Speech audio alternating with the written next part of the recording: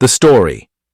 The clock that counts backward begins in an antique shop, a setting rich with eerie potential. Antique shops in horror literature often serve as gateways to the uncanny, places where forgotten objects carry hidden histories, curses, or supernatural weight. This shop is no different. The protagonist, whose name we never learn, a deliberate choice to enhance reader immersion and universality, enters out of curiosity or perhaps an unspoken longing for something extraordinary. The atmosphere is thick with dust and silence, the air heavy with the scent of aged wood and old metal. Among the clutter of relics, each with its own untold story, the protagonist's attention is seized by a single, unsettling object. A clock that counts backward. Its design is peculiar, its mechanism unnatural. Unlike ordinary clocks, its hands move in reverse, not with the steady predictability of timekeeping, but in erratic, almost sentient jerks, as though resisting the natural flow of time itself. The shopkeeper, a figure shrouded in quiet unease, observes the protagonist's fascination. His warning, "That one's not for sale," is delivered not with the sharpness of a merchant protecting his wares, but with the weary resignation of someone who has seen this scenario before. There is an unspoken history here, a suggestion that this clock has claimed victims in the past. The shopkeeper may even be a guardian of sorts, tasked with keeping the cursed object contained, or he could be something far more sinister, a predator luring the unwary into its trap. The protagonist, driven by human defiance and the thrill of the forbidden, ignores the warning. Whether they steal the clock or persuade the shopkeeper to part with it, the act of taking it seals their fate. This moment is crucial. It marks the point of no return, the classic horror trope where curiosity and arrogance override self-preservation. The clock, now in their possession, is not just an object, but a predator, and the protagonist has willingly brought it into their home. The moment the protagonist leaves the antique shop with the backward-counting clock, the story shifts from eerie foreboding to something far more intimate, a slow, insidious possession. This is not just about stealing an object, it is about the object stealing them. At first, the clock is a curiosity, a strange trinket that defies logic. The protagonist examines it with a mix of fascination and disbelief, turning it over in their hands as if expecting to find some hidden mechanism that explains its unnatural movement. But there is no trick, no rational explanation. The hands move in jagged, unpredictable increments, sometimes pausing for hours, sometimes spinning wildly, as if racing toward some unseen conclusion. What begins as intellectual curiosity soon twists into obsession. The protagonist finds themselves checking the clock compulsively, as though it holds a secret meant only for them. They lose track of time in the mundane sense, their days now measured by the erratic pulse of this cursed artifact. The clock becomes a mirror, reflecting not their face, but something deeper, their mortality, their fragility. Then the distortions begin. Time itself starts to warp around them. Minutes stretch into what feel like hours. Whole afternoons vanish in the blink of an eye. The protagonist wakes to find their coffee gone cold, their book open to a page they don't remember reading. They catch glimpses of themselves in mirrors, fleeting, fractured images where their reflection seems older, wearier, as if years have passed in their absence. The clock is no longer just an object in their home. It is a presence. It watches. They try to rationalize it, perhaps stress, perhaps lack of sleep, but deep down, they know. The clock is doing this.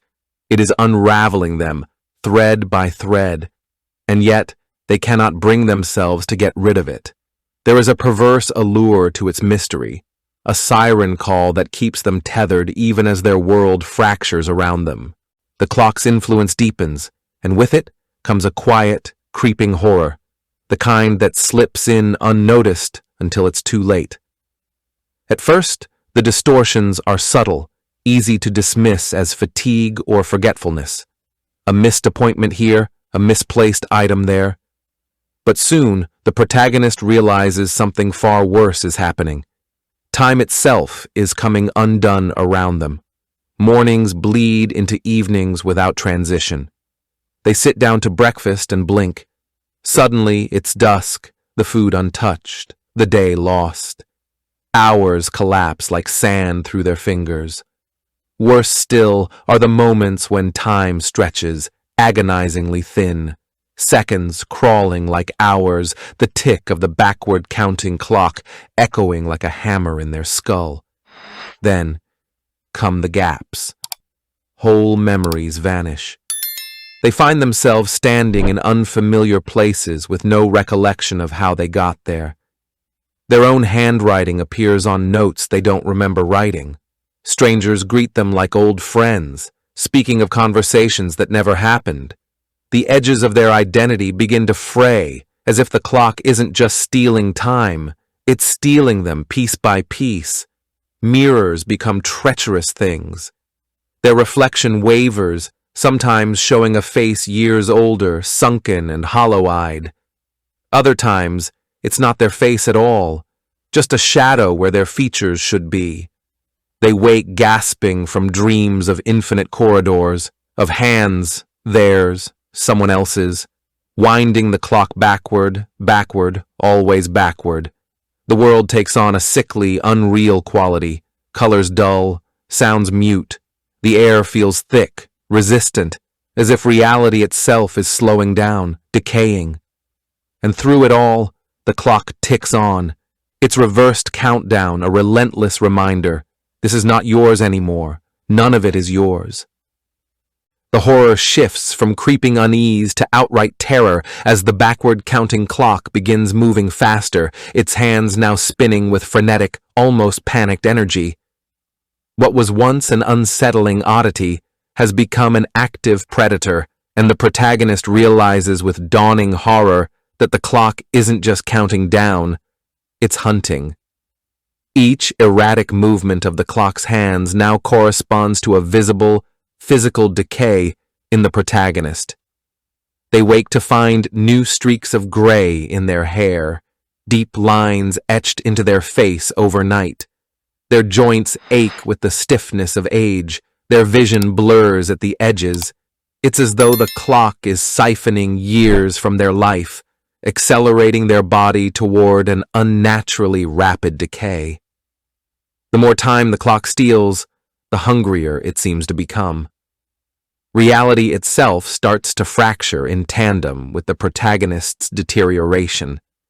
They catch glimpses of ghostly afterimages, echoes of themselves, but older, frailer, fading in and out of existence like poorly tuned television static.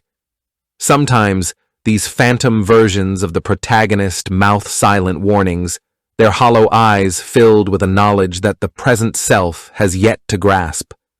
Other times they simply stare, resigned, as if watching their own doom play out for the 1,000th time. The protagonist's attempts to document the changes, notes, recordings, frantic research, all prove futile. Words smear on the page, as if written years ago and left to decay.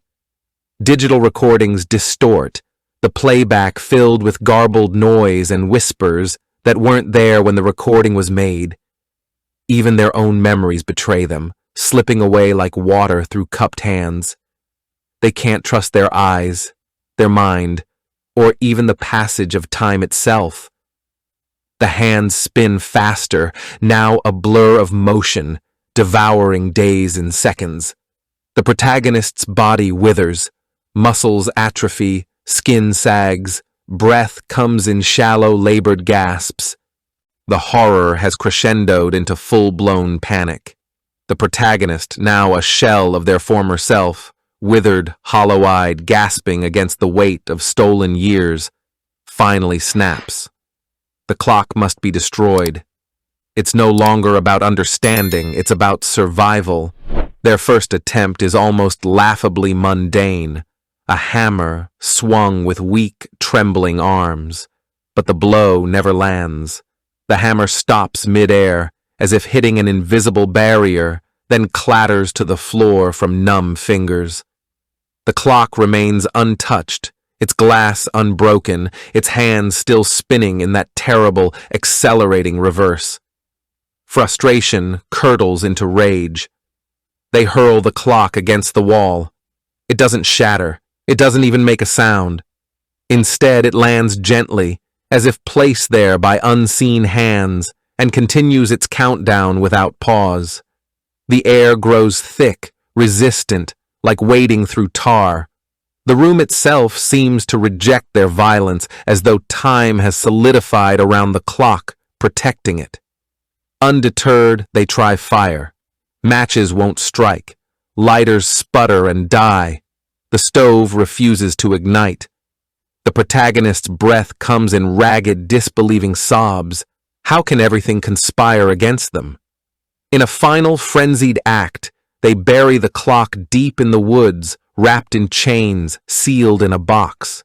They walk home, limbs shaking with exhaustion, only to find it waiting for them on the mantel, pristine, as if it had never moved. The hands now spin so fast they're a blur, the ticking drowned out by a low, dissonant hum that vibrates in their bones. It's only then that the terrible truth sinks in. The clock was never theirs to destroy. It was always the other way around. The clock's hands have become a frenzied whirl, a vortex of stolen seconds and devoured years. The protagonist no longer sleeps. When they close their eyes, they see numbers scrolling backward behind their lids, an endless countdown burned into their mind. The air hums with wrongness, a static charge that raises the hairs on their arms, that makes their teeth ache. Something is coming, something is unmaking them. The first cracks appear in the world itself.